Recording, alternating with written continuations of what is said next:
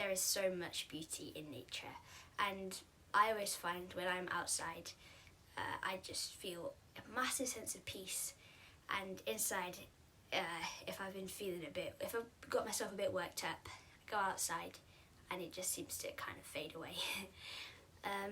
I think nature brings us closest to God because it's just another part of his wonderful creation, and I think we see a lot of God's character through nature, through the things that he's created. So there's a little verse in the Bible, well, it's a little section, and it's from Jeremiah 31 verse 35 to 37.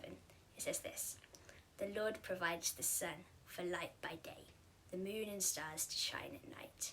He stirs up the sea and makes it roar. His name is the Lord Almighty."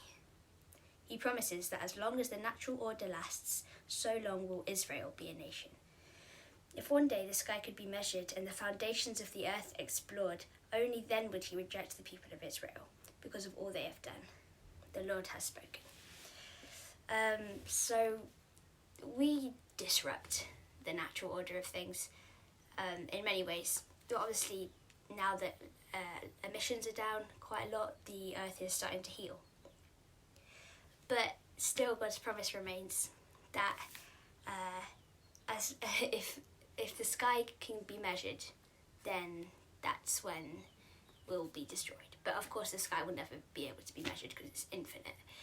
So that's his promise to us, that he will always be with us, that he will sustain us for as long as he needs us to be here. And that can also translate into your life. Like, God's plan won't change for you. So if he's got a plan that he wants to fulfill through you, then it doesn't matter what you do, it doesn't matter how many times you mess up, it doesn't matter if you turn away from him, that plan will still prevail. We see loads of stories about this in the Bible, all through it, of people messing up and getting stuff like drastically wrong, but still God's plan prevails and he brings good out of so much bad. And that's what he's doing in the world right now. I mean, it's a devastating time, and the Lord weeps with us and all the people who have lost lives and lost family members and friends. But also we are seeing lots of good come out of it. We're seeing, obviously emissions down, and birds are starting to sing again, and the skies are clearer and the rivers are cleaner.